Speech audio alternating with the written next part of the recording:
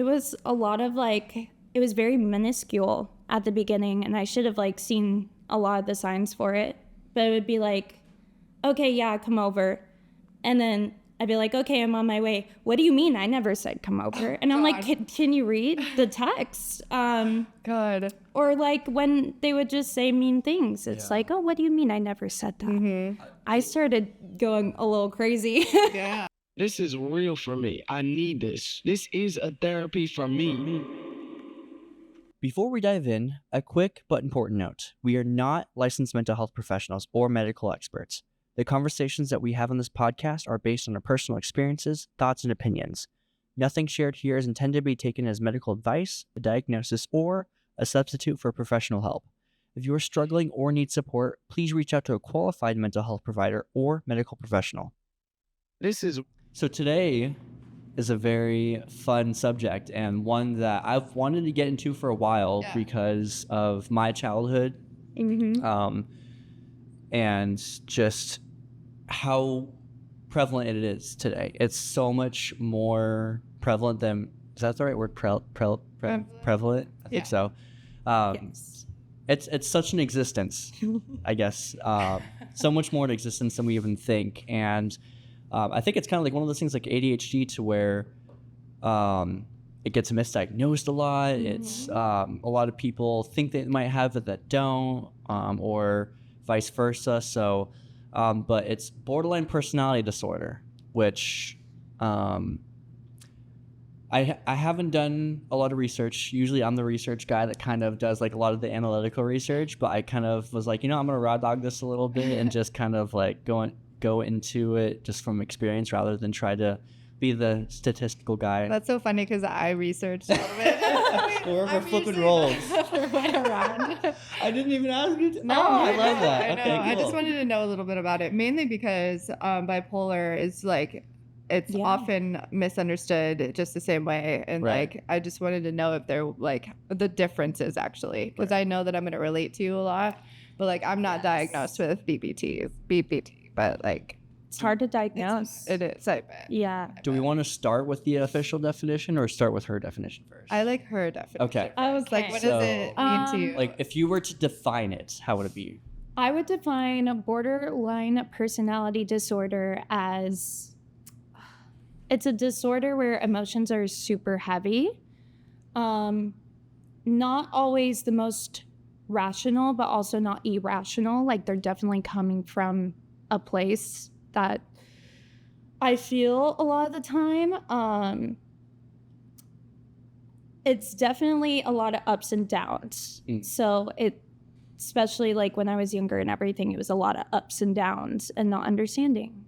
So like, I'll be sad, something will trigger the sadness, and then the next like 5 minutes later, I'm like shaken out of it and I'm happy and I'm like manic happiness. And it's constant every day, multiple times a day.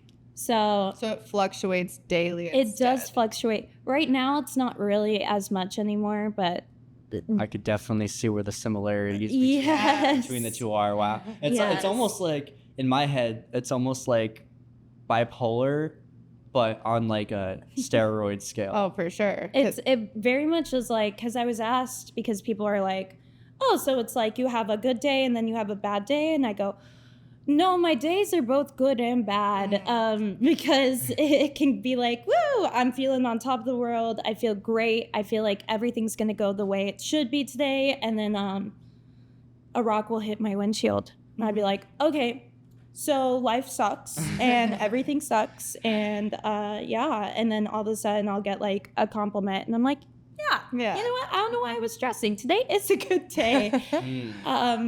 So yeah, it fluctuates, and then it's like, oh, this person didn't text me back. Okay, maybe it's not a good day. Right. It's things like that where it was very much in like high school, especially in like early college. Oh, it was a mess for me. Really? But yes, So for the clinical definition from the National Institute of Mental Health, borderline personality disorder is a mental illness that severely impacts a person's ability to regulate their emotions. This loss of emotional control can increase impulsivity, affect how a person feels about themselves, and negatively impact their relationships with others. So pretty much just like emotional irregulation, which Yes. So so how it gets diagnosed and stuff.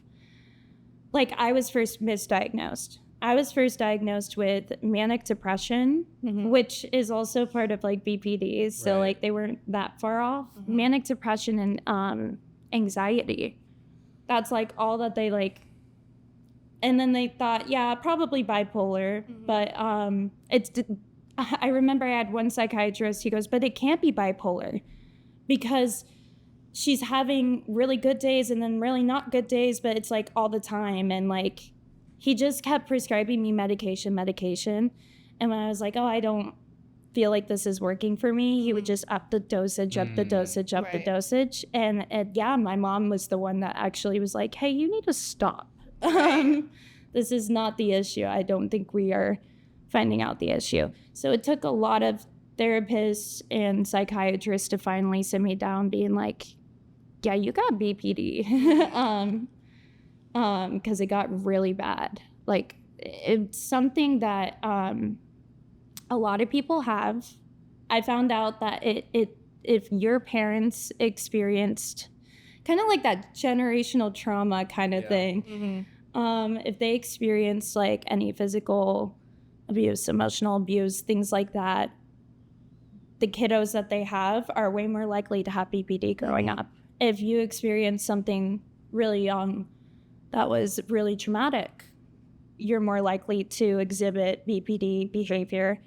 And for women especially, it's hard to diagnose because it doesn't really come out until a really big change happens. So for most women, it comes out like college because you're leaving your house and you're leaving high school and environments and everything changes.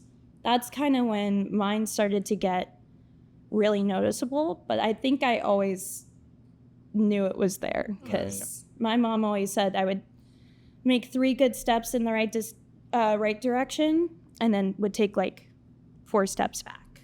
And interesting. Yeah. And so I'm like, oh, well. So I think like I wrote down there's like 9 criteria for like BPD. That like if you have one of these criteria, then that goes into like, okay, this is with impulsivity.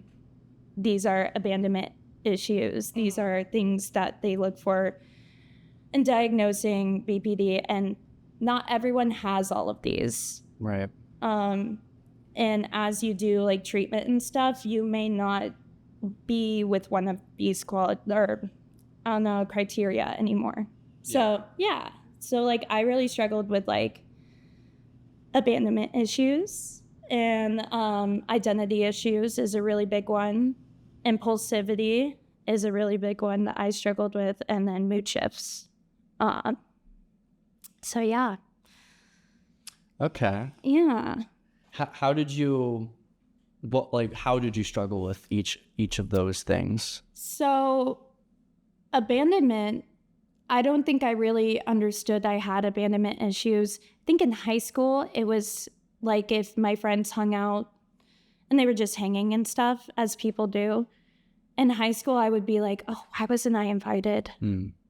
I don't understand. And I get really sad and put myself kind of in my room. And I would just like, oh, I'm just going to watch TV then. And like put myself in the box. But in college, when I like really started dating and stuff, that was kind of where the fear of like, oh, I'm having really big emotions right now. You probably think I'm crazy. Like, don't leave me. Right. You know? That's where the biggest part of it kind of came into play. And I realized that I had to do a lot of stuff to kind of fix that mentality because it was really detrimental in that relationship. So, sense of identity, that's kind of like not knowing. A lot of people think of that one, they compare it to like Marilyn Monroe. Okay. So like Marilyn Monroe is believed to have BPD. That's why she was an actor and stuff, because she was like, oh, I like playing different parts and everything like that. For me, the identity was whoever my favorite person was at the time. I wanted to be all in their interests. I wanted to do everything that they wanted to do. And I kind of would let go of the things that I wanted to do in order to make them happy, even though I don't think that matters in the grand scheme of things. But it was very much like that. And impulsivity that can be kind of dangerous behaviors, not gonna lie. I know some friends who do have BPD, and in high school, their impulsivity I thought was like, oh no, I'm not gonna do that. But that could be like binge drinking, binge eating. I have this thought running through my head, so I'm gonna get in my car and go. Reckless driving is also like a big one. For me, it was shopping. I would just buy things. Oh boy. If I'm upset, okay, I'm gonna go get a new pair of shoes. So that was, and there's other really bad ones too, like shoplifting and like, are we allowed to talk about sex? Of course. Okay. Always. Well, like sex is a big one too, like having a lot of sex. And just kind of more reckless behaviors where it's like, oh, I want to do this right now and I don't care about the safety of the situation. And I'm going to engage. Very similar. Dude, it is so similar to me. Like, I have the exact same impulse issues, like literally to a T. Like, I would go shopping and like spend all my money for no freaking reason. It's like, I have money right now, so I'm just going to buy stuff. And then I don't have any money anymore. And it's like, no money. Your big trip. And then it gives you like anxiety too afterwards because you're like, oh, what do I do now? I just have all this stuff that didn't matter, And then you get in your head, you're like, well, now I'm sad now because I did this. And it's like this loop of like, oh, I want to be better. And now I'm sad again. Right. Yeah, you do it to make yourself happy and then it makes you worse in the end. Yeah. Exactly. And a lot of it, it's like, it's like, with severe like mood shifts and everything where everything is so up and down and stuff. A lot of people with BPD actually experience like really big anger issues. They get angry, really big anger. That's like a big thing that people look for. I never got like super duper angry, but when I did, it was a bigger anger thing that would freak a lot of people out. And so that's why I'm like, no, just gotta stay cool, calm and collected all the time. Same for me, literally. Like, I can't, even though I am angry, I can't express my emotions because what's gonna come out of my mouth is cruel as fuck. Like, I don't know how to like mitigate it into like something nice. Exactly. And people always tell me it's like, it's not what you say, it's how you say it. And like everyone kind of makes fun of me because when I do say something, it's no filter and it's not right. So it's really interesting how similar this is. Yeah. It really is. I can see why it gets mixed up really easily. Yeah. It really does. And I don't have the serious anger problems because mine is more like if someone makes me mad, then it's like a normal anger. It's not just like a random anger. Like, do you get just like randomly angry or is it something that happens to you? It's definitely something that triggers it. Okay. Like every emotion that I've had, it's a triggering. Sometimes it's self-triggering. Yeah. It's not even like you did anything. It's I think you did something. Right. And so therefore now I'm kind of mad for no reason. And now I'm treating you with attitude and stuff. You know, it's like, but that's that abandonment issue situation. Yeah, exactly. So I'm getting like all these different types. So I've dealt with all of this from the other person's perspective. So I'm like, now I'm having like flashbacks. And like, Oh no. But like, I also see like, I hate the whole self-diagnosis thing, but I see a lot of similar and like, obviously it's, not obviously because I haven't mentioned it yet. Yeah. It's something that runs in my family too. It's not a genetic thing as far as I know. It's more of a personality. I think it is a genetic thing for both borderline and bipolar. But, is it? But borderline is more taught to you. But if someone in the past has had it, you're more likely to get it. Yeah. Like, Oh yeah, I guess So it's there not. are some. It's not proven to be genetic, but it is. Like, I'm gonna be like completely honest. I think my great grandmother, she was diagnosed because back then it was either schizophrenia or like depression, Yeah. you know, and that was kind of it. I think she had it. She had more like so one of the criteria is like kind of psychosis, Yeah. paranoia kind of things. I haven't experienced, well, kind of, but not in like the way that I guess she experienced it and everything. But like, yeah, I definitely do think she had BPD. Yeah. And it was just categorized as schizophrenia. Right. 'Cause I didn't know the difference back then. Yeah. My grandma that I've never met had bipolar too. So like, yeah, it's genetic for bipolar. And my mom doesn't have it, but I do. And so does my brother. It's really interesting how that skips a generation. Yeah, That's interesting. my mom, I believe, was diagnosed with borderline. So that's why, like, something like this is like, I dealt with being the son of someone that had it that wasn't probably getting all of the help that she should have been getting with it. And I didn't know what it was at that point. So I couldn't do anything to like help it or try to like push in the right direction. It literally wasn't until probably I was an adult that I learned that she had it. Yeah. So, and I was like, that makes so much more sense now with Yes. everything, with all the different shifts, with the different impulsivities and like the different things that I was like, I just don't know like what's making my mom different than other people's moms. Right. Not that there was anything wrong. But like, there were different parental type of things. I was just like, I just can't put my finger on like, why is her parenting tactics different than my friends? Yeah. Or different than this person's? And it wasn't until I was like, oh, well, this is, but she also, as you were mentioning earlier, she had a lot of childhood trauma herself. Yeah. Which I think that was like a big, the shifting point. I'm sure the lineage goes further than just my mom with it. But we don't really have a lot of contact with anybody outside of our little circle, so it's kind of hard to pinpoint like, oh, does my grandpa, grandma, great have it? So it's like I only know of her having it. I'm sure it goes further than that, especially from what I do know about like grandparents and stuff. But yeah, it's definitely something that unfortunately like more people are being diagnosed with it now. You know.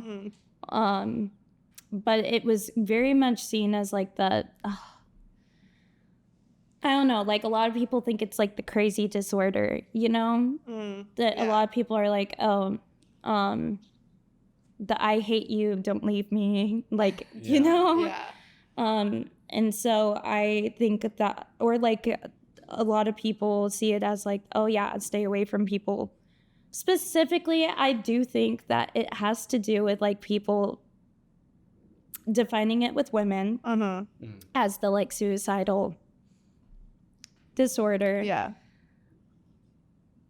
And that I have issues with it. I definitely do know people who have used that time and time again, but it's serious. It's not threats. It's always serious because like the emotions are definitely real. Yeah. right. You know, it's like the panic attack, you know, your body is physically feeling like it's being attacked by something. Right. So you're reacting that way.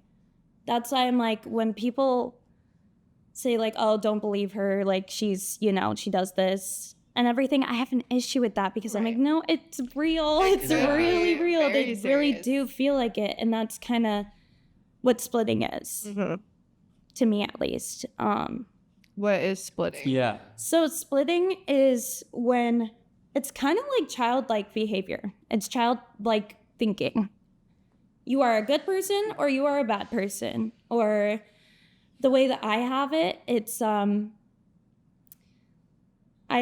all the good qualities about you, you're exhibiting those. Oh, I love you, you're a great person. But the second that you exhibit one of those bad qualities that I see from like my perception, you're a bad person and I hate you. Right. Like, go away. I don't want anything to do with you. And that can be very like where the polarizing like kind of thing comes from. So for me, that's splitting.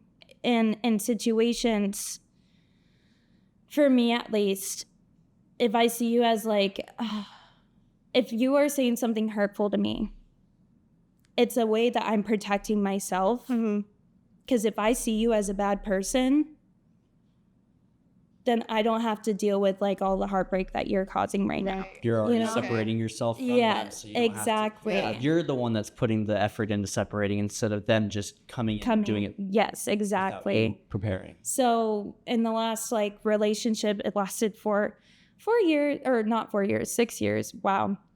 4 years of dating and then like 2 years of on and off again. Yeah. It was a lot of that. It was a lot of the angry, because he had his own kind of diagnosis and stuff. He was diagnosed with autism.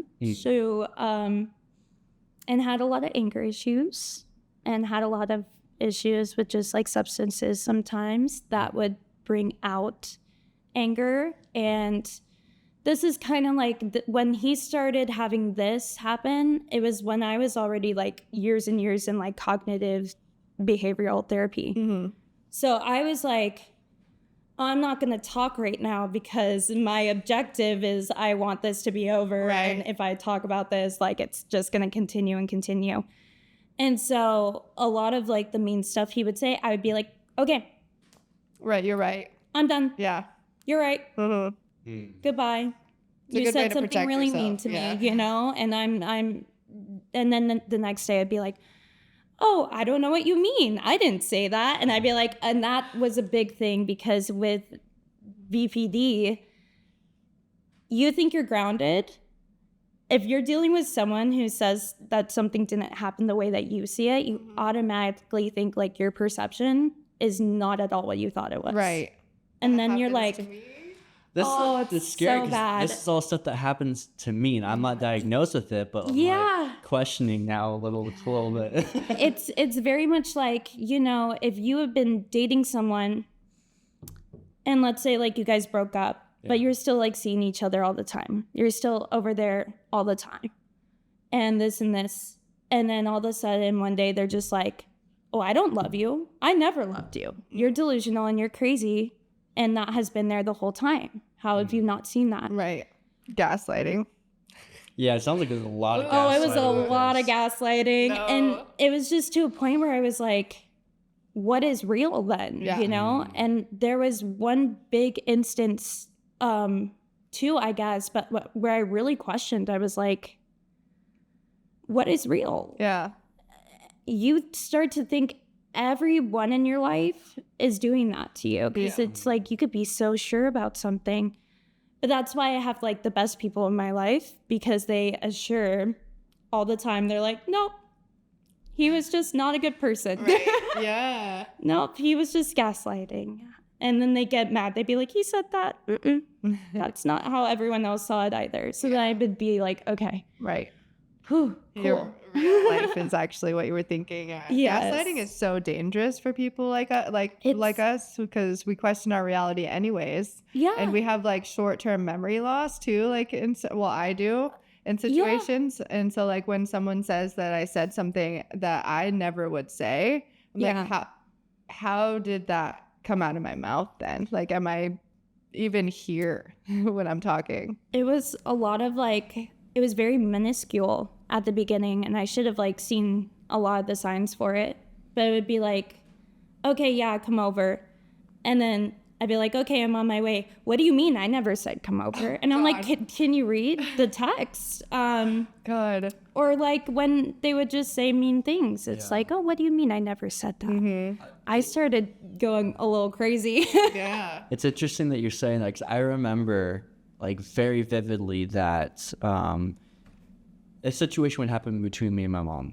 Yeah. And she would say something, she would do something, and she would like gaslight me because she would like, I never said that. I wouldn't say that and stuff. I'm like, I remember I almost had like a photographic memory of the situation. You were standing right there. Yeah. You were opening this cupboard, trying to get a glass out, and you said this. And she's like, no. I literally had to start going in my notes and literally writing down the date and time and everything and exactly verbatim what she said, because then I'd be like, no, it was literally this day. You got I have it the up? record of it. And she's like, no, that's not real. And I'd be like, am I that crazy? Like, is this the craziness that bad? Where I'm writing down delusional stuff? Like, like who's the delusional one? Well, I started recording a lot of conversations that were happening, because when he would get into those big emotions, not only was it very mean, aggressive, anger, I was a little like nervous about sometimes, but it would be like he would not remember it the next day,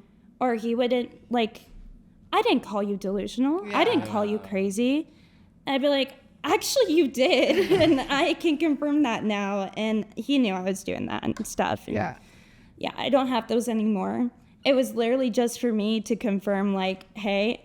Yeah, my ex would do the same thing, actually. And he would always be like, I'm going to record you next time so you know. And I'm like, please do. Please do. Yeah, I want to know that you're the crazy one. I wanted to do that so bad. I'm like, how do I get this to where, like, it can be recorded, you can, like, hear your voice and stuff? Because, like, especially in a situation to where it's not even, like, a romantic partner, but it's your parent who has control over your freedom now at that point and that kind of stuff. That's where it started getting really iffy, because, like, her split, she would have that kind of split to where she would have, like, I'm the fun, cool mom type of stuff, because in her mind, she's like a teenager. She's like, oh, let's do this. Like, oh, like, I'm going to. It is very. For me, I'm like, oh, wow, like, this is cool. But then other things, I'm like, wait, so yesterday you let me do this and this is what happened. But today, now everything is different. Now it's like, you're not letting me watch this show, even though we just watched this yesterday. You're not letting me hang out with this person, even though this is what. Yeah. So honestly, it sounds like you were her favorite person. Oh, I have to 100%. Yeah, no, well, because I was like the only constant person, because it was the fact that it was a relationship that there was no choice. Yeah. We lived with each other, and there was no like, there were. I don't want to say there was no men, because there was too many men, but there was no constant men. Yeah, that is the impulsivity. Like, that's where part of my authority issues with men comes from, because my mom was married so many times. I literally can't count how many times she was married. We tried counting. I won't say the number, because anytime I tried to talk to her about it, she's like, no, there's no way. But then I'm like, I talked to my dad, who was married to her, and he was like, no, like, these are, so there's like different things. But I'm like, the fact that it was more than this many times, or the, like, that's not even counting engagements, boyfriends, anyone that would just come over for whatever, like, oh my gosh. That's like, the amount of men that would come by. And, like, it got to a point, like, my mom's happily married now, and it got to a point where, like, I would have to just be like, look, you have a contract with her saying that she can be on your taxes, you can do whatever you want. Your relationship is with her. There's nothing with me. Do not worry about playing daddy figure. Don't do, like, I have, like, I grew up taking care of myself. I don't need another dad. Have fun. Take care of her. You fuck things up with her, I fuck you up. So I've literally had to, like, step into that role of, like, taking care of her in that sense, and that's kind of how it ended up being. And that's how it's, like, affected me, being, like, the one who is in that situation. Like, it's such a different situation when it's a romantic partner, because you can have that separation. You can have that ability to be like, you know what, goodbye. Break off, Versus, like, mine, I live with the woman. My dad is in the mental hospital, so he can't have custody of me. I have no choice but to be in this household with this person that's doing this. Yeah. So, it is. So, I will say, like, the reason why the relationship did last as long, like, it was not good. It was about good for, like, 4 months into the relationship, but it wasn't a good relationship. But the reason why it lasted so long is because he was, like, my favorite person. And when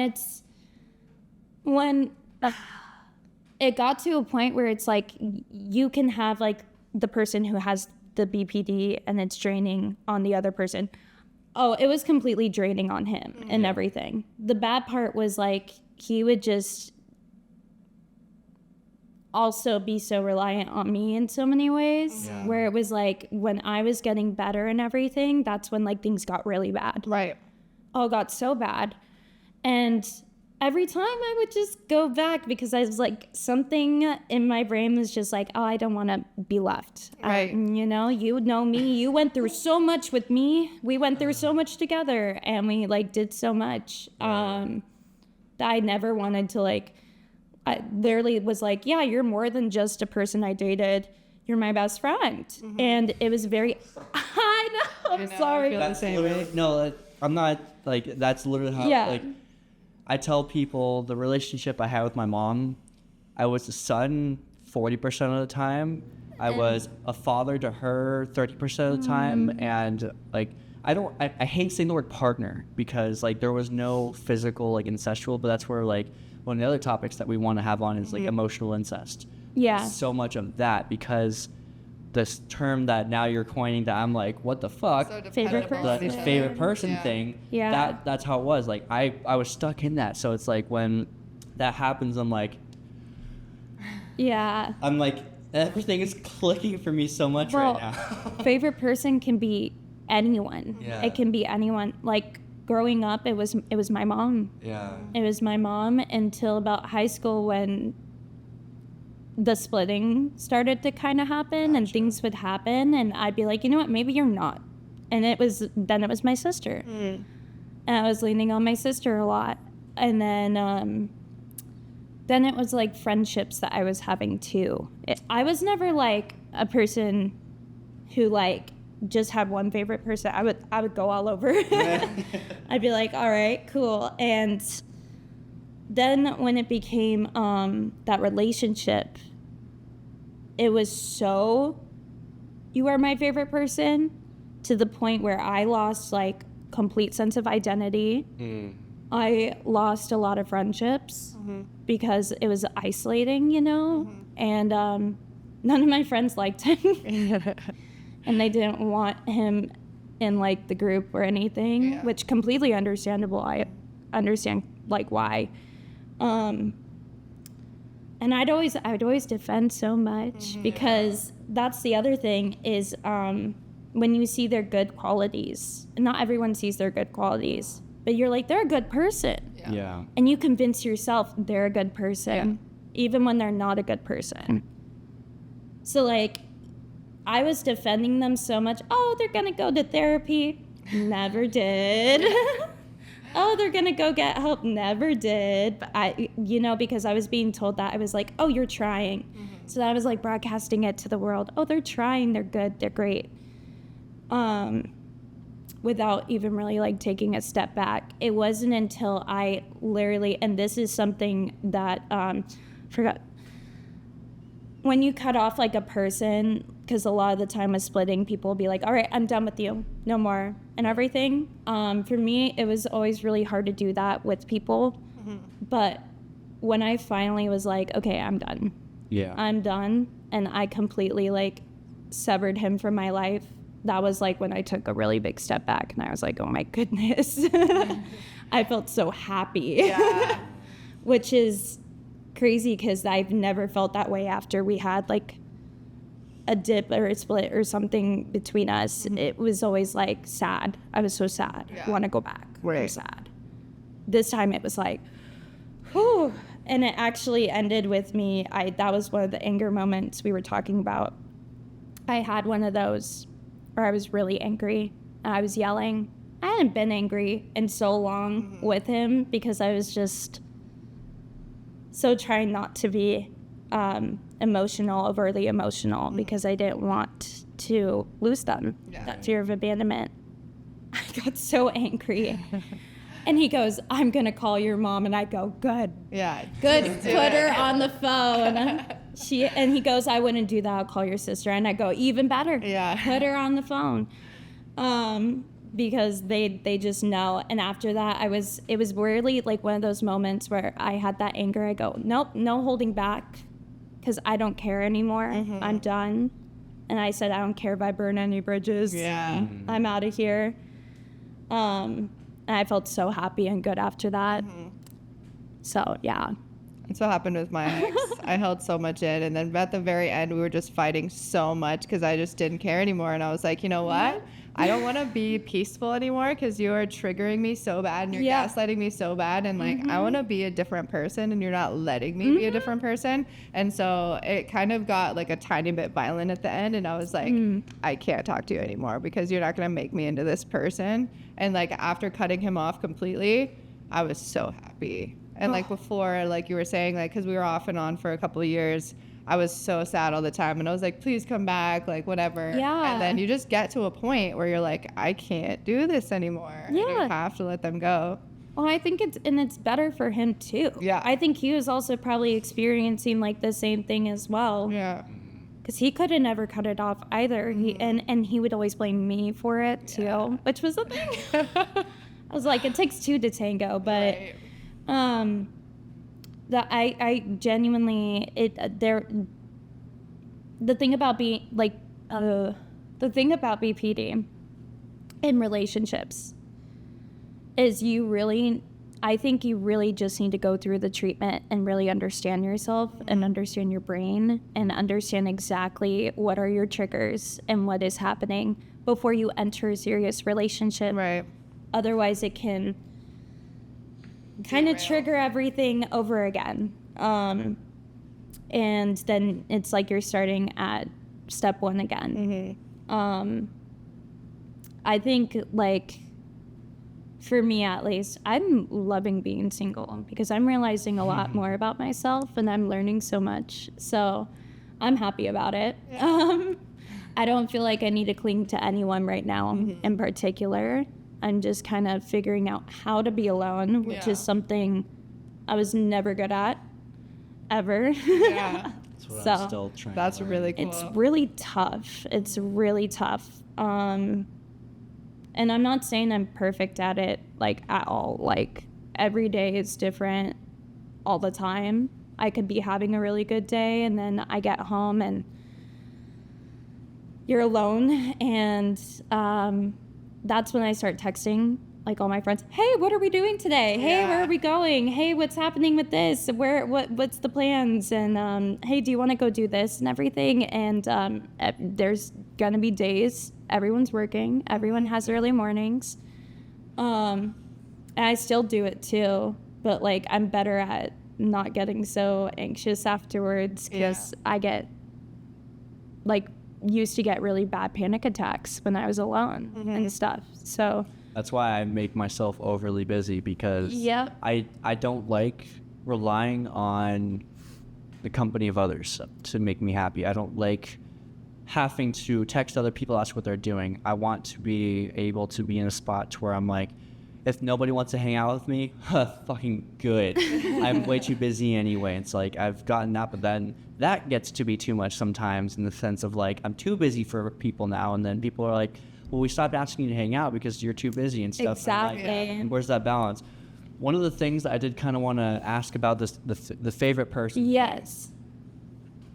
With the attachment with that, is it an immediate, like, very quickly you're attached, or does it take a lot for you to get attached and then you're attached like no other, or is it like immediately they say hi, you look at them and you're like, I'm in love with you now type of thing? So it's funny you say that because I'm gonna bring it back to the last relationship a little bit, because like with my childhood I don't really count because like that's more like I'm seeing it backtrack Right. style, but I do really remember the first time I ever met my ex. He like walked in the door and I like saw him and I was like, I want to be with that person, Oh, wow. Okay. like immediately. And then he said something where I was like, oh no, he's an asshole, I don't want to be with that person. And then we talked more and more and I was like, okay, maybe I do want to be with this person. And then it was a whole process. It took about, I was kind of that person who I knew that I wanted to be with him, but if he wasn't serious, I didn't want anything to do with him. And so it took him about 5 months before he was like, I'm serious. Okay. And so that's when I was like all in, and I was there every day. And it didn't matter, like we weren't hanging out every day, but I would go and like wake him up in the morning because he couldn't wake up for the life of him. And I would bring like coffee all the time. I worked at Dutch Rose, so it was a lot of free coffee. Nice. And I was there every day, which was a lot for him. At the beginning, it wasn't. And then through COVID, we lived together, so you had to be. And I was the one that actually needed space a lot during COVID. Yeah. But I never got tired of like hanging out with him, like ever. And that was something where my mom's like, that's not normal. Yeah. Because when you're living with the person, you are seeing them every day. Yeah. You are with them every day. When it's a person that you don't live with, or you don't particularly need to see them every day, that's when you like kind of get those abandonment like urges and feelings, and you're like, I want to see you. Like, what are you doing? When you have a person that's willing to meet you on that, it gets so... Well, that's where the identity thing I think would come in, because now your identity is wrapped into this person. You don't have your own sense of, I'm my own person, so I need to continue to explore that and have my own space. Now it's like my identity is being around you. Yeah. And if I don't have that, then I don't have an identity. Exactly. That's exactly correct. Yeah, my mom always says before I was in that relationship that I was a ray of sunshine and like full of just energy all the time. And that this relationship now I was like a cloudy rainstorm all the time. I was having anxiety. Anytime that I was home and I was away from that person, I would just be crying. I would be anxious. I would be having kind of emotional like outbursts with my mom and stuff. And she was kind of like, what is going on? What is so bad? And and when you really don't like the person anymore and you tell your friends, oh, you know what? I'm done. And you're not done. You're not done. Right. I'm so guilty. I've done it about 10 million times. You know exactly who too. You can you can ask my friends, because it really started to drain on them. But you start to open up about everything that they've done, because you were hiding it. You were hiding it, because you wanted people to perceive you also like you're doing good and stuff, even though they can obviously see your friends can see the situation for what it is, unfortunately. And they just they're on your side the first time, and then the second time they're like, okay, you do you, it's your life, we love you, unconditional love, unconditional support. But in their heads they're like, dude, come on. And hey, this is a two-way street though. it is a two-way street. But then by the third, fourth, fifth time, it gets very much like, okay, just don't even bring it up to me. Yeah. And that I only said that she better not come around me. That's all I said. and that's it's No, you've had that too. Like you going back. You know who I'm talking about too. But I didn't even meet him, so like he wasn't around. Well, that's why it was so much harder for me. Yeah. Like I had I'm such a physical person. Yeah. That I've been able to almost in a way like emotionally distance myself from people in a certain way, but physically, if you can fill my cup, I am all over you. Yeah. Like that physical intimacy part is what I crave. Yeah. Like I've gotten used to the emotional damage part. I've gotten used to being emotionally fucked. Exactly. I've gotten used to that. So if like that's what's happening, then my body is like that's what's normal. That's become the baseline for me. So like in relationship, and that's why like I'm in my easier current, to you fit in. keep going. as far as like official singleness, I'm in my longest period of official singleness because of like that. I need to be very careful on that because I've stayed in relationships that I am so comfortable with them emotionally being so fucked up to me that that's what I crave. I'm like, it's kind of weird if this is like really healthy because my baseline is here, and if you're over here, I'm like, what is this? Like, this doesn't feel right to me. But I mean, if physically we're good, then I'm like, cool, we have a good relationship. He treat me like shit, and we fuck really good. Awesome, we're in a perfect relationship. God. Obviously, that's not how it should be. No, but it's. I feel like I understand exactly what you're saying. The thing that I think was different for me was like when it was a healthy like relationship, when all of a sudden things started to go good, there would always be something that like I think it was for him that would like trigger, like, oh, right, that's maybe what he was feeling, like, oh, it's weird that we aren't fighting right now and stuff. Yeah. And so he'd start a fight or something, probably. Exactly. Yeah. We had fights sometimes where I go, why are you even like fighting right now? I would just laugh, and he'd go, it's frustrating that you're not even like fighting back with me right now. And I'm like, because it's just funny that you're fighting about like I've had instances. the way of shut the car door. What do you want And to I fight was- about? I don't know. Let's fucking fight though. Exactly. Like, It's why like are you you don't doing fight back. You don't fight back. And I'm like, because it doesn't matter in the grand scheme of things, you Yeah. know? And it would be very much like, I don't know. I feel like this is more about you than it is about me. Yeah. And that happens. But there were times where I just, if it wasn't like the normal was like fighting and stuff, we did have a lot of sex. I think that also just like kept it going too. 100%. Like multiple times a week. Like it was pretty regular. So, And especially like if you guys are getting along in that area, like it's oh yeah. once you find like, because I've had instances to where it's like after a certain amount of time, sex gets really boring, and I'm like, cool. Physically, like, yeah, we might have sex a lot, but it's not like firing me up anymore. Yeah. Now it's like, okay, like I don't even give a shit what happens here, but it's like we're on similar pages now. Like this is getting dangerous. Like Yep. I'm craving it with you. I'm not used to that. I'm used to like 3 months in. I'm the one, like at first, like it was me taking the reins on stuff, but now it's like it seems like a one-way street. Okay, cool, awesome. But it's like this is like a back and forth thing. You're kind of in the same boat as me, and like you're catering to me on that level. Yeah. I'm like, fuck, okay. But I mean, like even like the toxicity. I mean, like I said, I was used to something from like my mom, so I got my baseline. It's almost like I'm calm in the chaos. And when it's calm, that's where the chaos is for me. Yeah, you feel weird because it's not. Yeah, I'm like, this is hell. This is too, everything's too Get still. this healthy shit away from me. Everything's too norm. I don't even like, it's, oh, yeah. I don't even know. I'm like, oh. Because I think I got to that point, like, is what you're talking about. Like, I don't think I really had, I had, like, stuff happen in my childhood, but nothing that was, like, you know, constant toxicity and stuff. Especially because I grew up with my mom and my sister, and it was just us three.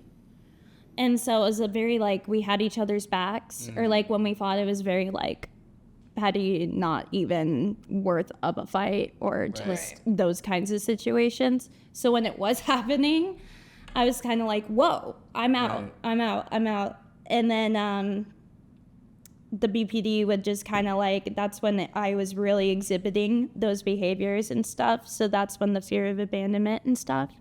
I also, at the beginning of our relationship, was put on a lot of SSRIs, which don't work on my brain at all. Yeah. So it completely stops the serotonin.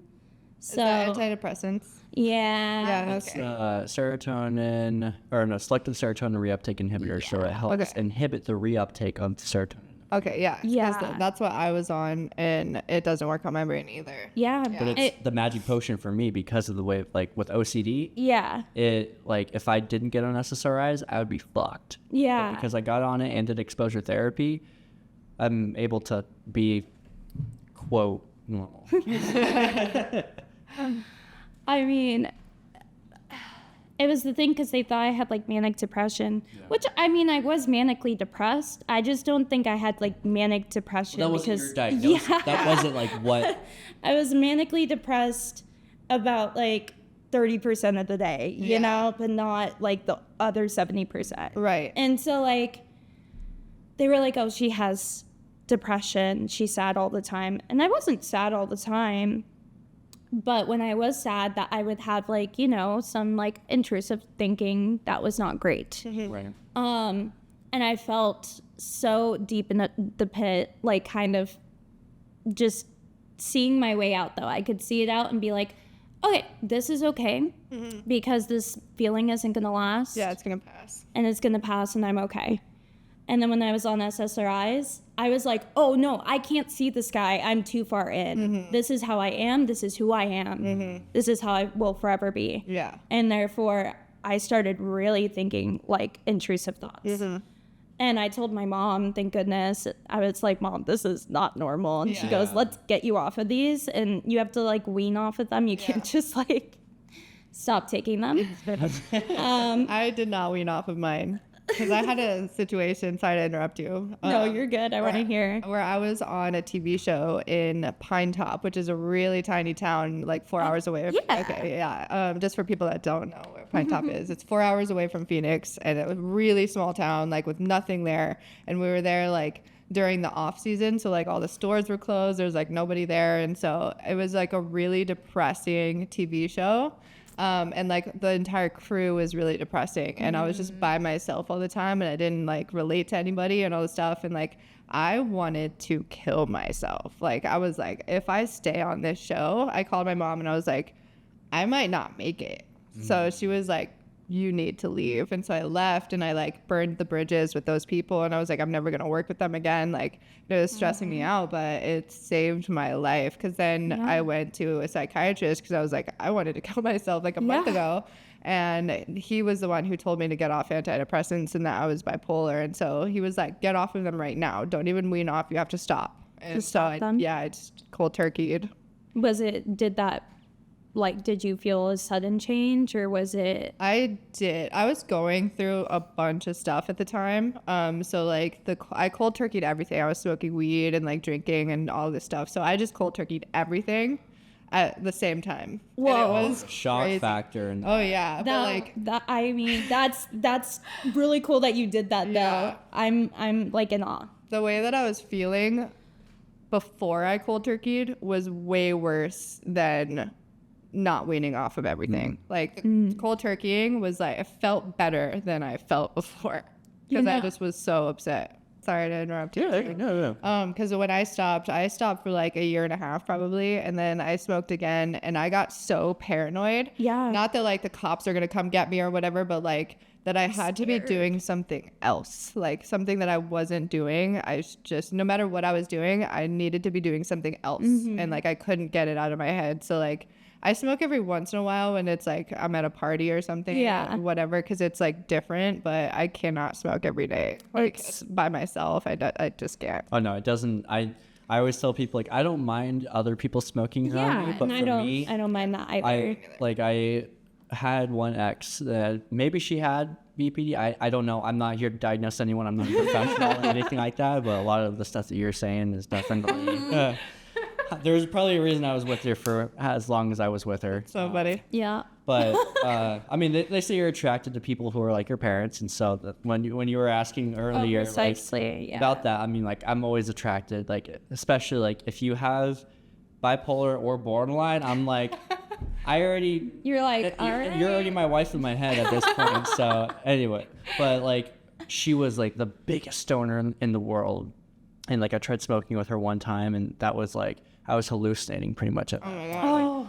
My paranoia on like, I don't know where the limits are, like with drinking, and it's weird because drinking in my family, we're alcoholics, is bad. Yeah. But for me, I can pace myself out. Like, I've never had like a problem with alcohol, but with weed, I don't know where that line is of too much versus whatever. Like, I've had some instances where it's like, okay, cool. You don't feel in control. Yeah, and for me, that's my thing. I hate not being in control of my body and my brain. If I can't control my own cognition and stuff, or like I know cotton mouth is like the normal thing with that, but I'm like, it's not just like cotton mouth, like it goes all the way down. I feel like I'm gonna die. Like people are like, oh, having sexual high and stuff is the best thing. I'm like, I hated You're it. like, I don't even know what's going on. Every 3 seconds I'd forget what we're doing, and I'm like, oh shit, this is still happening right now. And then like the entire time I'm like that SpongeBob meme where I'm just like, Water. she's enjoying herself and stuff, and I'm just thinking, I'm like, when can I take a break to go drink some water? Like, are we done like, yet? yeah, She's I'm, like, it's dying like 2 over here. minutes. Like, and like- you're like, I'm like, it's been are you- hours. I'm like, I'm surprised I'm so hard right now. I'm so sorry. Like, I'm not turned on at all right now. I just feel like I'm gonna die. I'm so sorry. And she's like, oh, like trying to. I'm like, oh, I have to try and dirty talk real quick. Oh, hey, there's a thing of the. Oh shit, so we're still doing it. Like my ADHD is firing. It's such a bad thing. That's so funny. Oh my god. That is so funny. I still remember it too, like to this day, of like how I'm like, this isn't.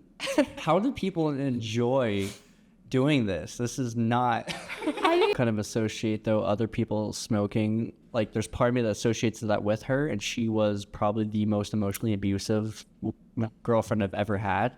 And like, it took so long after that relationship to be able to be with a woman or anything that even meant, like, I was trying to date a girl after that was like, I smoke occasionally. I'm like, this isn't gonna work, I'm sorry, because I had that constant like, okay, this is gonna happen type of thing. Like, it would flip a switch in her, which it was the weirdest thing. Like, she'd be totally good, but like the second she would even like mix that with alcohol, now she's like the most emotionally abusive woman in the world. And I'm like hating my entire life because I'm with her.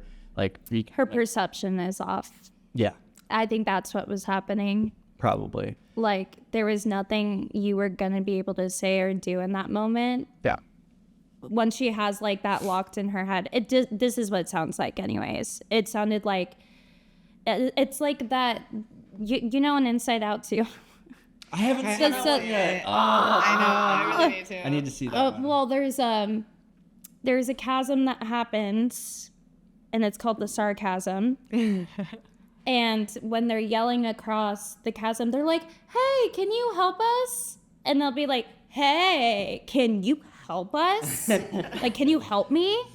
And so then the guys are like, what the fuck? Yeah. They're kind of rude, and they'd be like, "Oh, you guys would be helping us so much." And it's like, you guys would help us so much, like, kind of thing. And it's like, that's how I kind of see it as like perception, you know? It's like, you could be saying, "Hey, do you need anything right now?" And she's probably receiving that as, "Oh, so I'm not fine. Right, exactly. I'm not okay." Yeah. Even though you're just trying to help.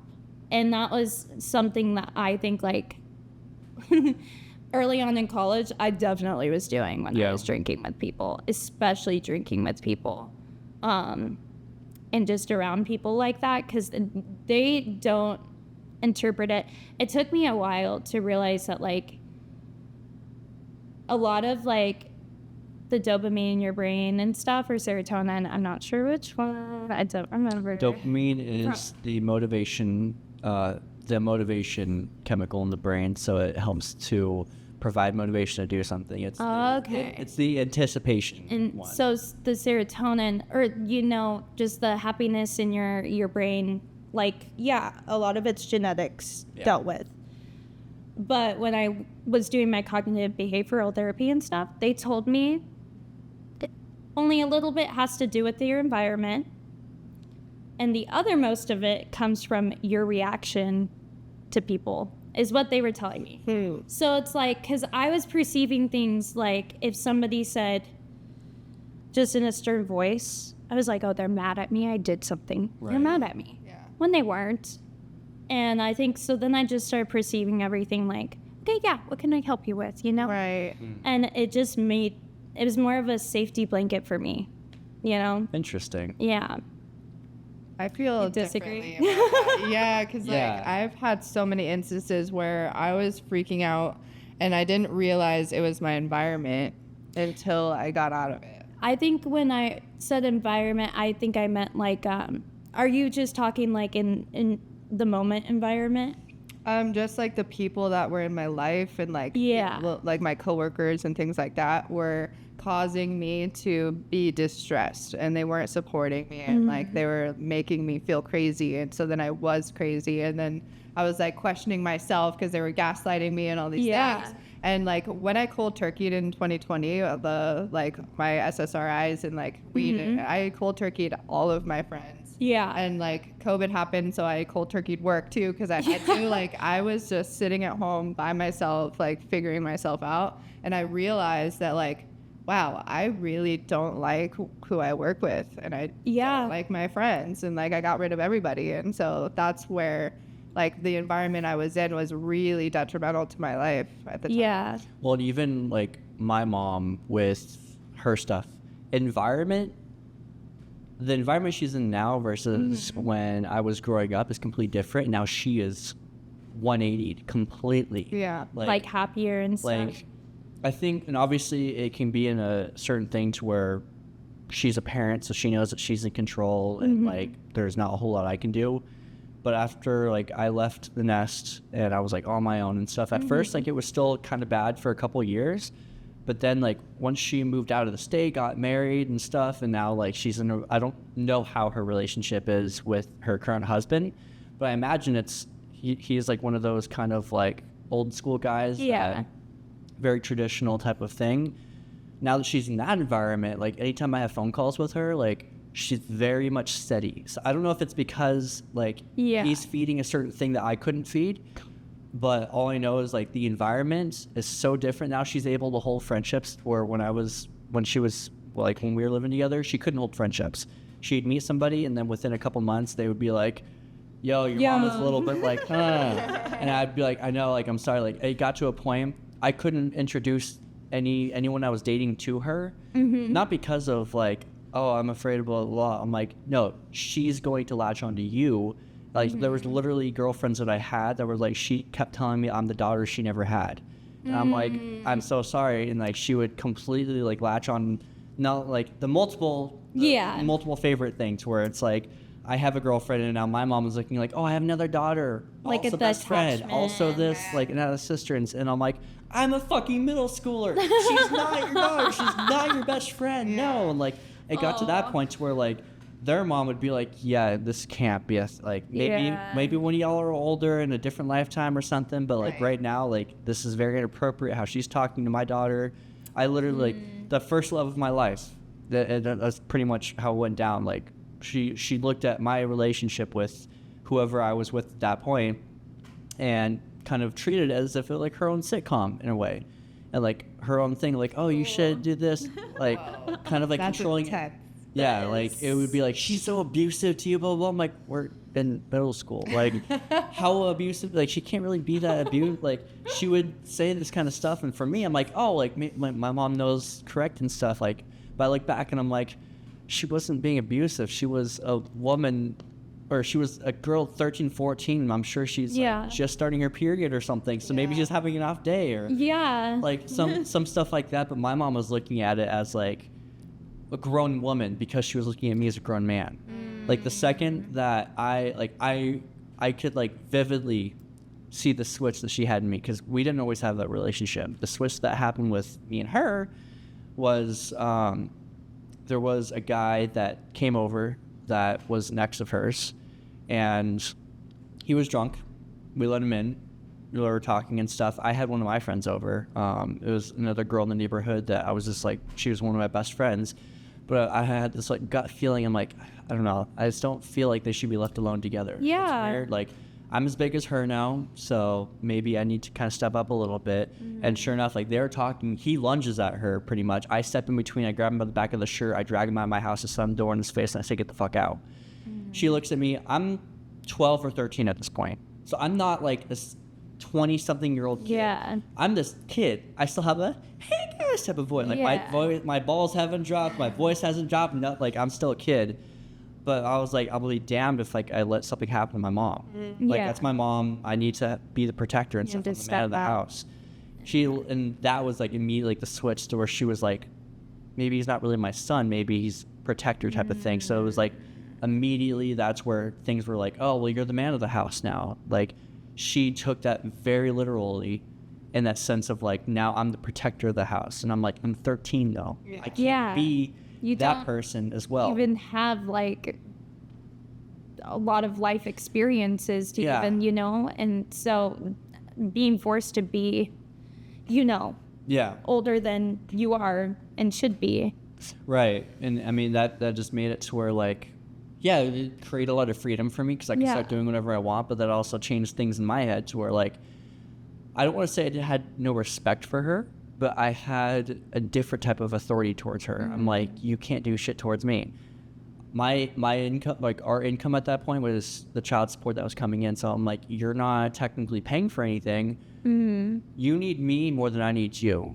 So, like, my authority figureness towards her, my respect towards her and everything is plummeted because I was like, there's not shit you can do at this point. Obviously now I look back and I'm like, oh fuck, like you were still my mom. But at the same time, like, I don't know. How else were you going to get through it though? Yeah. If you didn't act that way. Yeah, and like there'd be sometimes where it's like I'm the parent stuff and pulling that card. I'm like, so you're the parent today, but tomorrow I'm the But parent. tomorrow, Right. now you're the parent. Tomorrow I'm the one in control. Tomorrow I'm the one that pays the bills. Tomorrow I'm the one that can do this. And like I still remember, like I literally had to do, like, she had a colonoscopy, I think. Yeah. And you have to be 18 to pick someone up. I had to lie about, I think I was like 16 or something. And You had a lie. I had just gotten my license. I think I think I had my permit.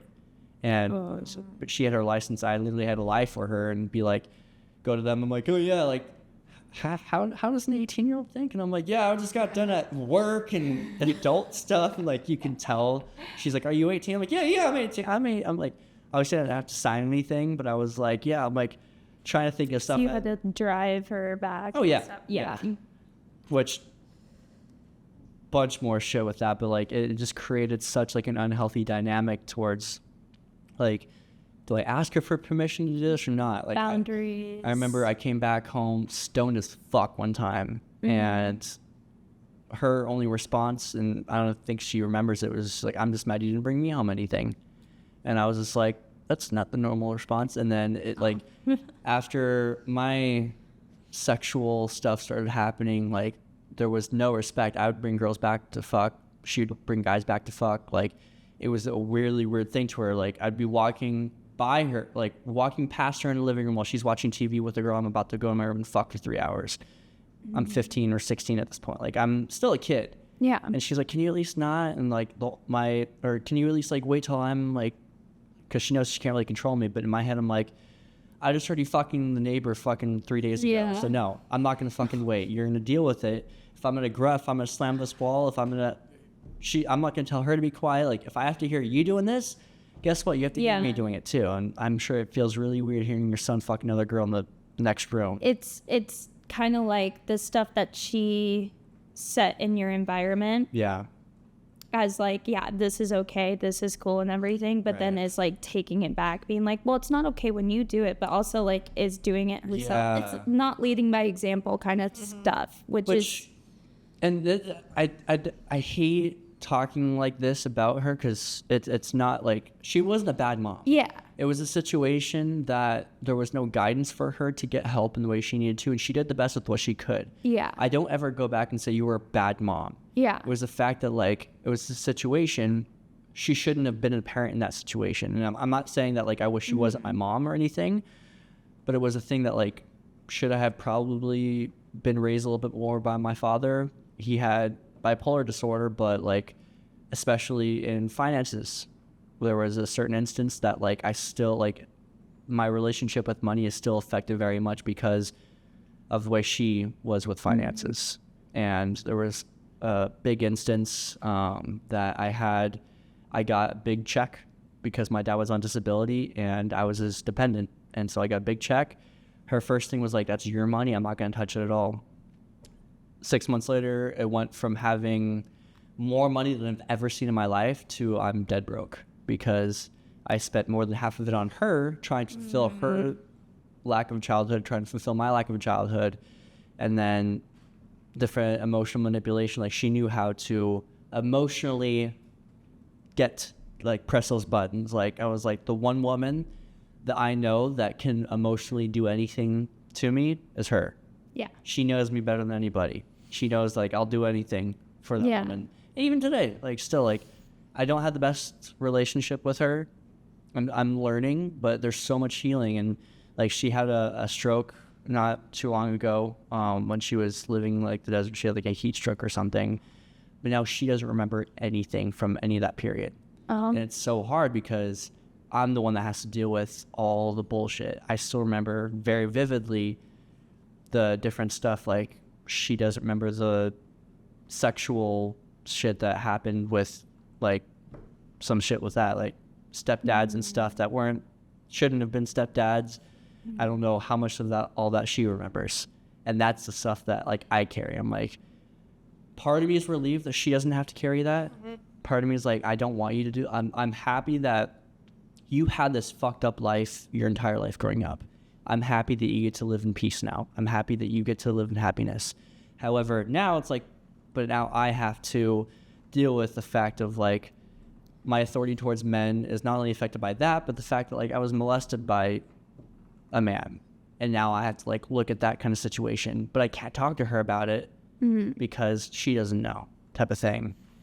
So it's So it's hard to forgive her for that. yeah, it's one of those things like I forgive, but I can never forget. Never forget. And like even like she's commented on the podcast, she's like, "What are you talking about with like the sexual assault stuff?" And I'm like, "Don't worry about it. That's my burden now to carry." Yeah. It's an unfortunate thing, but at the same time, it's like I said, she did the best she could with what she had. She had no guide, she had no help, she had like it was me and her against the world, and that's how it was our entire lives. And yeah, there might have been some guys here and there, but that's just kind of the cards that I was dealt, and that's how it played out.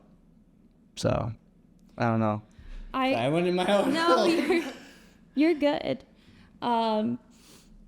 I just wanted to bring it back. Like I do want to say like environment like really does have like a great impact on like happiness and stuff. And I appreciate you so much for saying that, because that's what this whole thing is. It's like I've even on my previous podcast, I've opened up about being molested. I've opened up on here about being molested, and I tell people every form of abuse I've gone through. Yeah. Maybe not by her directly. Obviously, some of it may have been, but not like she didn't ever like. I don't. I won't get into all that kind of stuff. But like, I've been through all that. But that's what this is for. Because when I was listening to another podcast, Dax Shepard's podcast, he opens up about being a man who was molested by another man. Makes you question everything about yourself. Makes you question your masculinity. Makes you question your sexuality. Makes you question your identity. Makes you question everything. And for the longest time, I didn't even really understand. Until like I sat down with my dad, and my dad was out of the picture at that time, so he didn't really understand what was going on. And the second I opened up about him is he was the one that kind of opened me up to like this is your reality. And I'm like, fuck.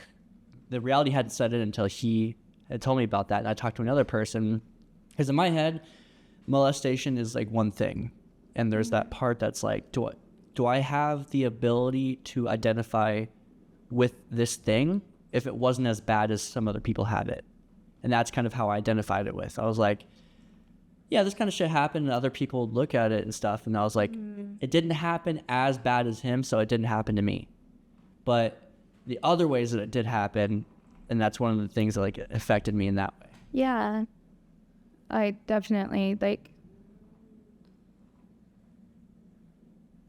you can't like really compare those sorts of things in those kind of senses, because it is what it is, but also like being like defined by those, I don't think is necessary. You know what I mean? Like, well, and that's one of the reasons I can't put like, yes, it technically did happen in the same time frame as living with my mom, but due to her childhood and not knowing completely the right from wrong, not to say that she didn't know what was wrong, but like, should she have stepped in certain instances if she was a capable adult of knowing exactly the boundaries and stuff? Yes.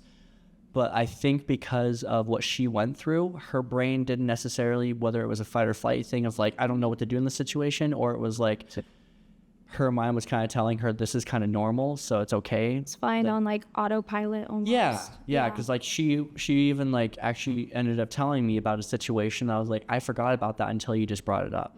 And that was one of the moments of boundaries being crossed. And she, like, for her, she was like, oh, I tried stopping it and I stopped it before it got too far, but I'm like, it still was happening though. Right. And just like, it shouldn't have been that way.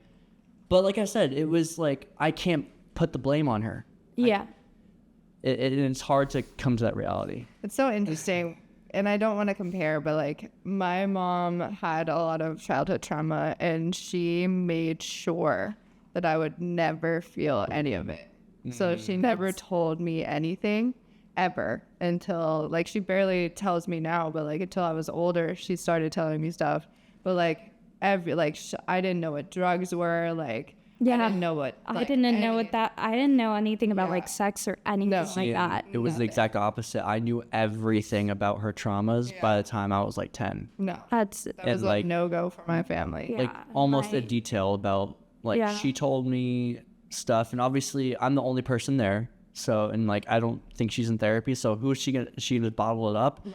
No, she's gonna talk to the cognitive person in the room that she can communicate with. Yeah. I've always been very mature for my age, so I might be chronologically 10, but she feels like she's talking to an adult because I'm Because able to you are empathize and stuff and be able to talk to her that way. Yeah. And so it would be conversations of like, maybe it was during one of her splits or something, to where she's not in Yeah. mom mode talking to me. She's in, I'm your BFF like you mode. are the closest person to me right now, and I want to be the most vulnerable, Yeah. like emotionally vulnerable with you, and that includes diving into a lot Right. Which that ended up of triggering, stories and stuff, like, and because of trauma that and is yeah. where my OCD and stuff stems from.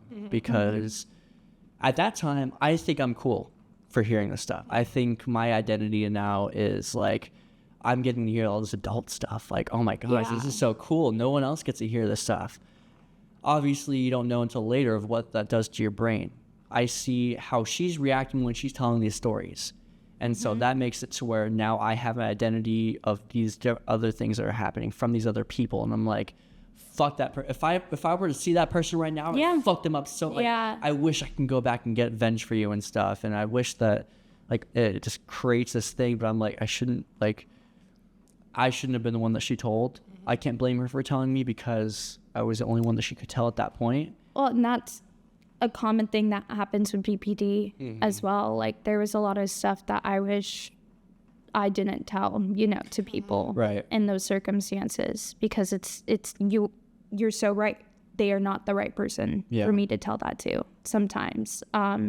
Sometimes it is. It can be the right moment. And it is one of those things where it's like, when you are vulnerable with a person, you're building such a strong connection. Yeah. But it has to be in a healthy way. Yeah. It can't just, like what we're talking about, this is like the conversation that we're having and stuff. But there were a lot of times where I would just talk freely to friends and people I felt really close to Yeah. about stuff that I kind of went through and things like this, that Just trauma dumping. it is trauma dumping, but it's trauma dumping in a sense where it's like, they're not the right person for me to talk to about this. Right. Or when I would tell them, they would have the reaction of like, oh, I get so angry and everything like that. And then later it's like, I didn't realize the effect that was having on Yeah. people. Exactly. And so it took a lot of time. This was like also before I had like a therapist. And I did like a lot of therapy, by the way. I was doing about 4 hours of therapy like 3 to 4 times a week. Wow. Yeah.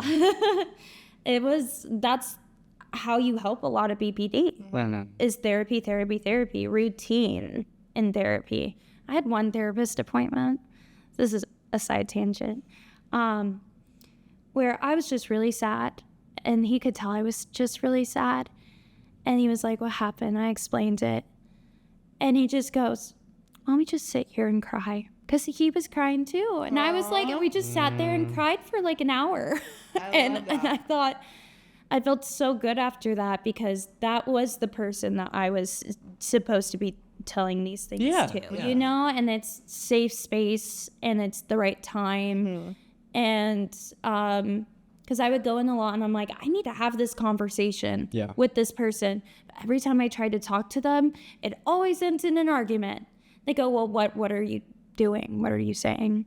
And I'm trying to explain it, and I'm thinking I'm so in the right, I'm so, I'm like, no, and they don't understand this, and they just switch it to this, and they go, well, have you ever heard of Dear Man? That's like what they bring up, and it's like a process of steps that basically it's like, oh, don't have this conversation if it's important to you if you are hungry.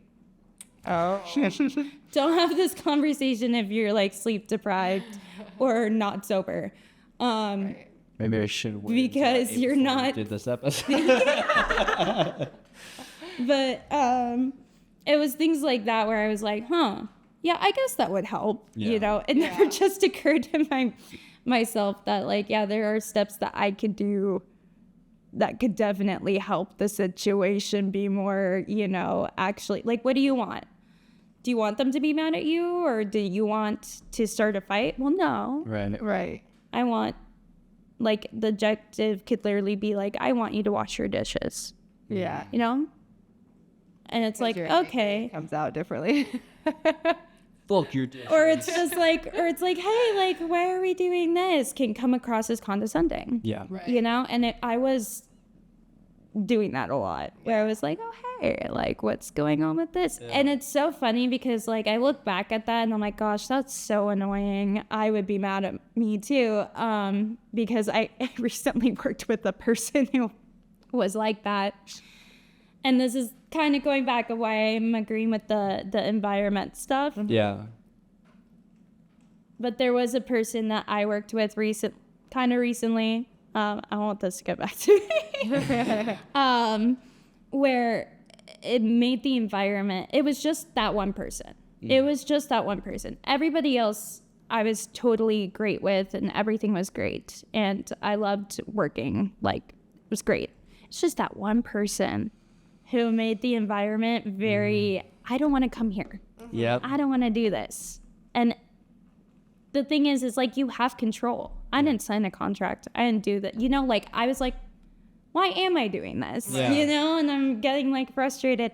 But yeah, it was a lot of, and they're probably dealing with their own stuff as well. And I'm not going to diagnose anything up there. But there were a lot of things where I was just about at the end of it, I was like, I think I'm done. Yeah. I think, I'm good to my word and I'm going to see this out. But I was kind of lied to about a lot of things. And the anger that this person had a lot, and just safety when it came down to things, made me not want to do what was supposed to be like a fun thing, Right.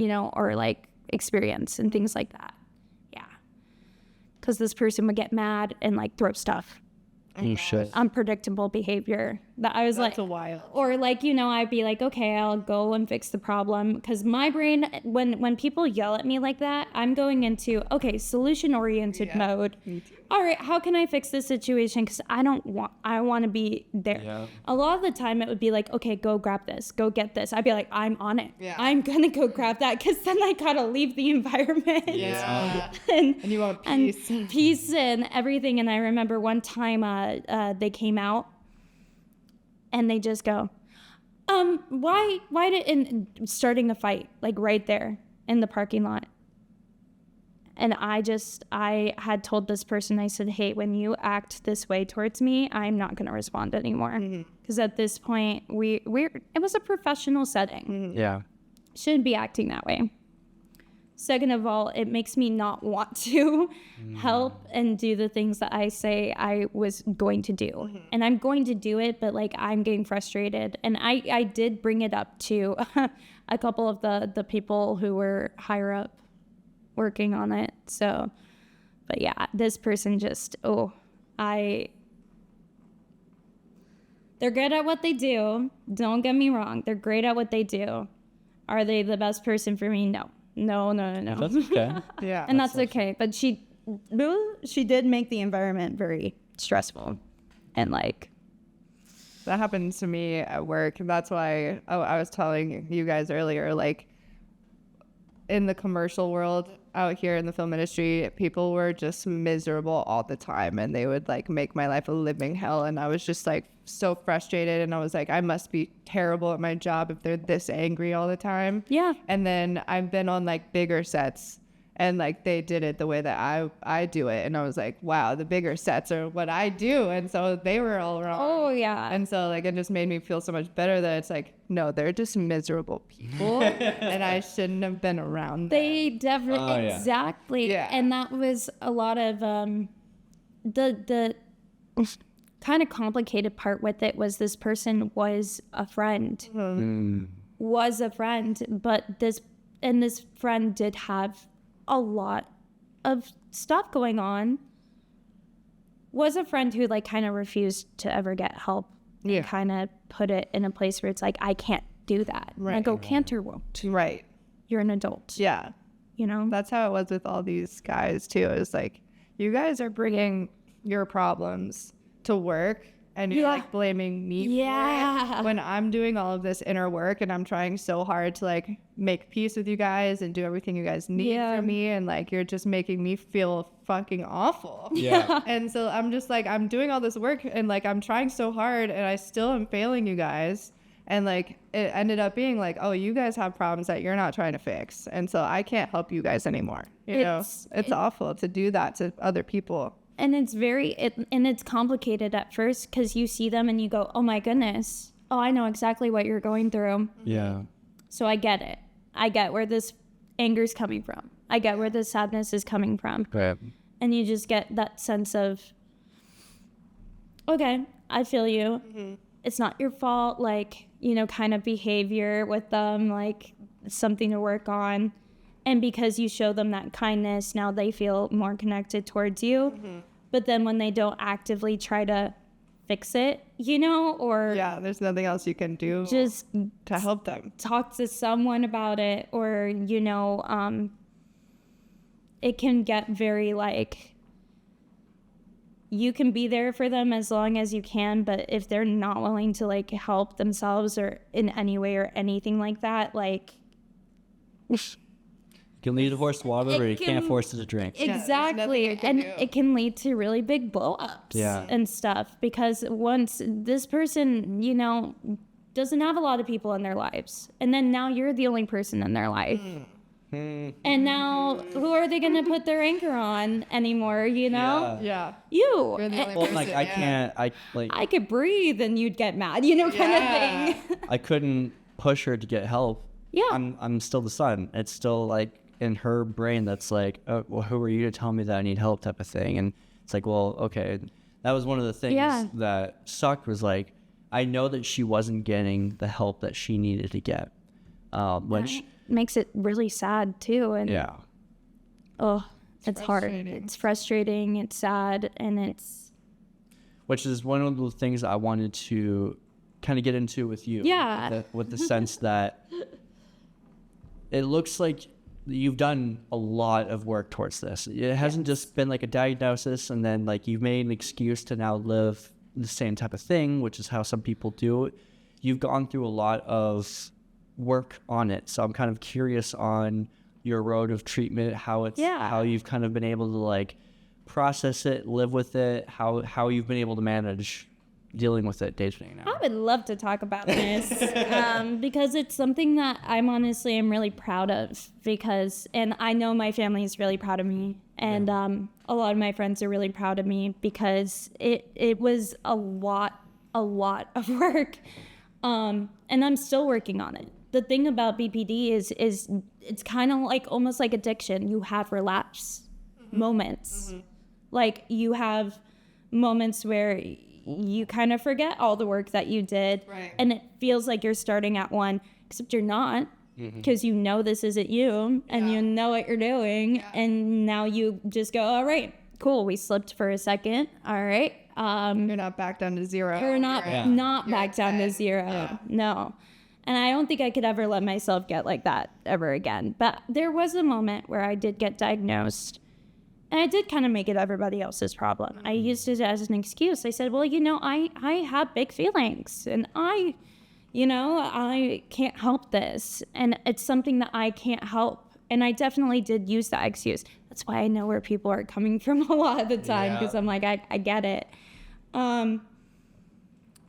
But I was just so sad and so anxious, and had so many other issues with it, that was like eating disorders and things that kind of came up, and things that I just looked at myself in the mirror one day. I remember looking up and not recognizing any part of me. I didn't feel like myself. I didn't look like myself.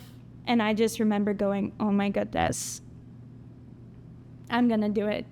And I'm going to change. And it's not anything that I'm going to ask anybody else to really like help me with. It's not a decision that I think anybody else, you should lean on them for. Like, it's something that you have to do by yourself, kind of thing, where it's like, all right, what do I need to do? And you can ask for like logistics and help. Like I have a big problem sometimes with responsibility and reminders and things because my ADHD brain sometimes is like, Same.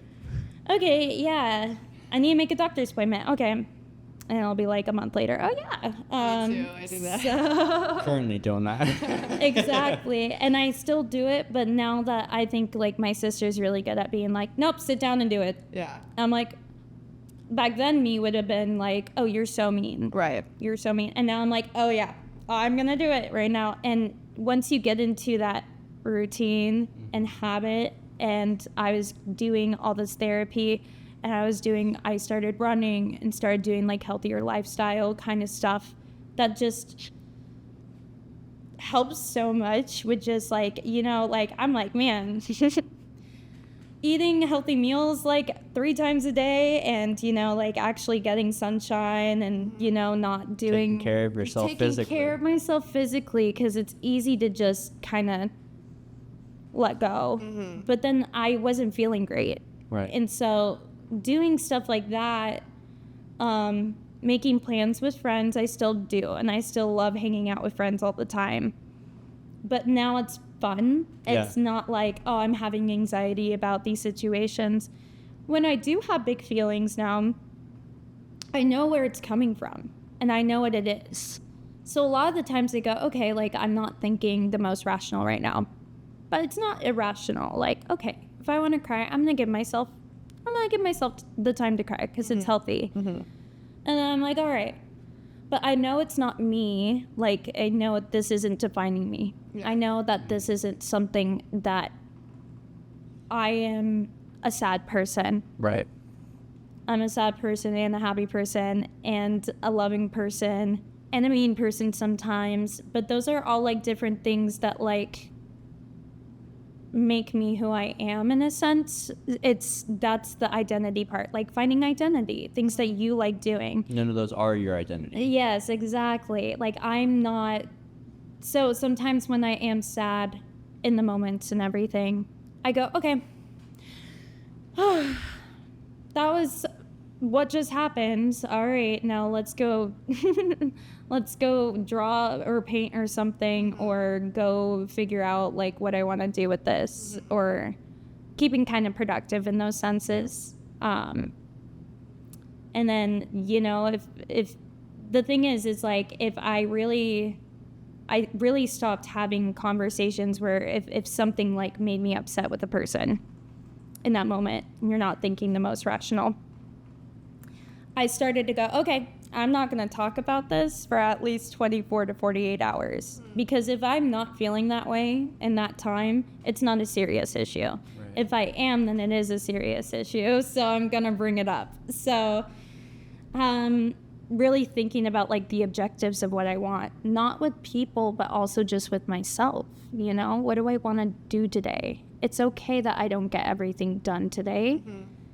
It's okay that I got at least 2 or 3 things done today, you know? It's okay that I worked all day and that I want to go take a big 2-hour bath.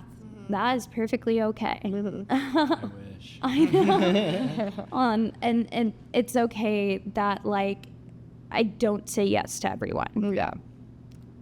That's something I'm had to like, get through recently. They're not gonna hate me. Yeah. And they're not gonna not ask me again, you know?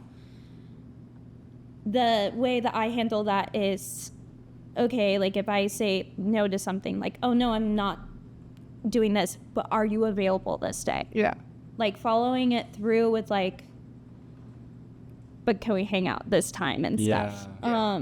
I think helped a lot because now it's like, okay, you know, I don't feel like guilty or bad about this. Now I'm just setting up a time where I'm feeling good to actually hang out with people and not hanging out with people because I was sad about this thing happening today. Which is something that I'm working on a little bit more, but it's getting better. And just really understanding, having that not like present in the moment, but like kind of a third perspective outside, seeing yourself perspective. Yeah. Going, okay, what can I learn from this? That wasn't, because there's going to be moments where you're like, okay, I could have handled that better. Let's handle that better next time. Or, you know, being accountable for your actions. But also not diminishing. It's tricky. There's a balance. Because a lot of people, you know, they'll be accountable for their actions. But sometimes it's okay not to be sorry. And it's okay to, you know, be mad at the situation or be upset at the situation. You can't flip the other way. Yeah. The other way. You know? So just really finding that balance of, yeah, I could have done that better. And now that I feel like you see me in this situation, I feel heard, I feel seen. I want to hear you out. I want to hear what you thought and what you've seen. Okay. And that makes a lot of things easier and better. So I love that. I feel like the only way you can have that is to have good people in your life that also can reciprocate. Also is something that I kind of did. I kind of just surrounded myself with a bunch of amazing people who want to talk. Yeah. And actually want to talk things out. And don't always, you know, when they're having issues as well, it's a healthy, safe space to talk about it. Yeah. It's not an unsettling, uncomfortable, or unsafe environment where, you know, unpredictable or any way. It's very like, okay, you know, and I have a lot of friends who did have very unpredictable environments, unsafe environments. And so when they have things that bother them that they want to talk to me about, they get very anxious. Yeah. And they get very, I thought this could have gone a whole different way because you're feeling so intense about this. And I go, no. Like, you know, I just want to hear what you're thinking because hearing the other side's perspective a lot of the time from a person who's like, this is what I was feeling, this is what I was thinking, it felt like this. They're not calling you that, though, you know. They're just telling you how they're feeling. Right. And just hearing them out and being like, okay, yeah. I feel like It wasn't the intention, but let's talk about it. There was definitely things I said that did happen like that. Right. So, you know, it's so cool to listen to you because I feel like people who have been diagnosed with disorders and have like done some work to help themselves are just so much more understanding people that we can like be there for other people because we suffer so much and like we create safe spaces because in our own minds it hasn't been a safe space, and so like because we're able to get out of it we can help other people, and like that's what it seems like you're doing right now, and I'm just really proud of you, and it's super cool. Thank you. Thank you. I feel really safe like talking about this with you guys. I was really nervous at the beginning of the podcast. I get very nervous too because I know that I'm a blabbermouth, and so I'm gonna say stuff that I probably shouldn't say. But at the same time, my philosophy behind it is also like I haven't experienced anything that is new to society. Yeah. It's just not as many voices talk about it. Yeah. And I always tell people, I'm like, it's nearly impossible to blackmail me because I will own up to like 100%.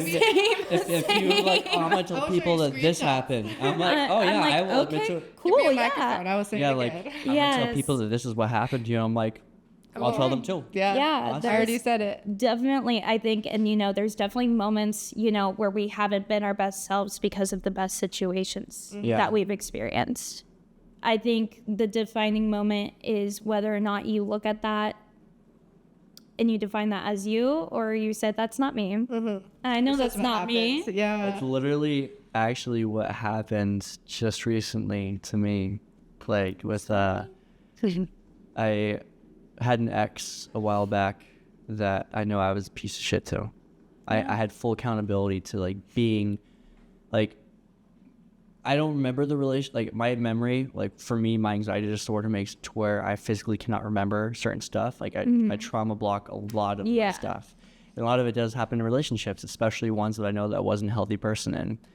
And I out of nowhere, I was just like, I had this memory pop up to where I was just a piece of shit to her.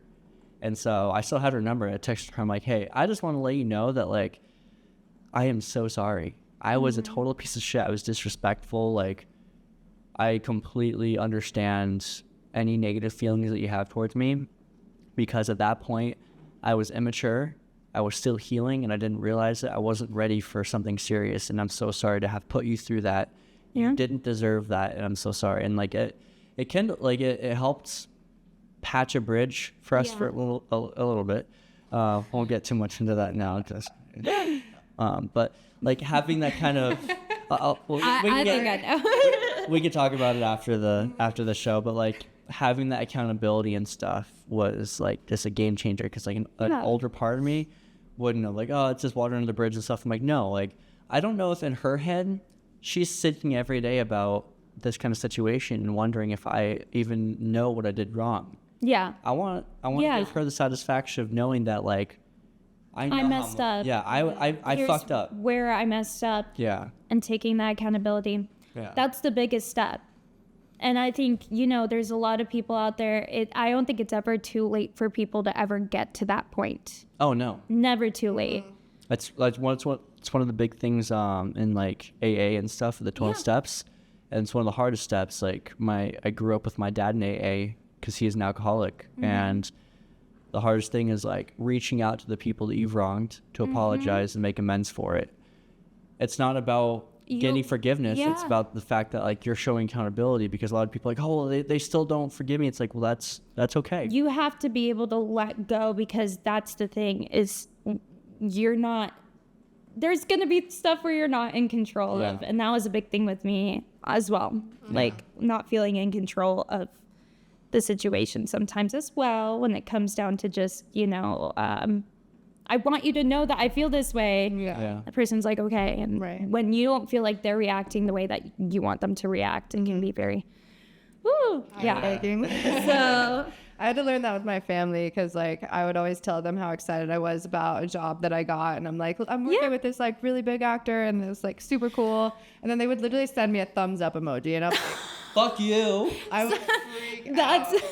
that's kind of like what my sister does, but she doesn't mean to do it. Like, because I've seen her text people the same way, and her actual person is like, oh, that's awesome and stuff. That's why I don't text. And she'll just say lol, or like, okay. Yeah.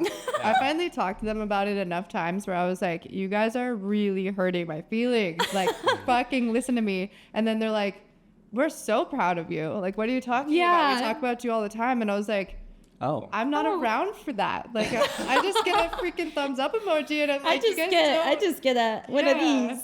So now that we like finally, like I finally heard that from them, I'm like, okay, like, because I stopped telling them for a little while. I was like, if you're not going to react the way that I want you to react, then I'm not going to tell you, because it breaks my freaking heart. And now, because they told me that, I can tell them again. And when I get the thumbs up emoji, I'm like, okay, it's just them. You have to kind of like play in their head. Redo your like thinking about it. Yeah. Because I was doing that a lot too. I was very upset when like people react the way that I thought that they should react. Yeah. Especially when you're really feeling intense emotions about something and someone meets you with like a Yeah, right.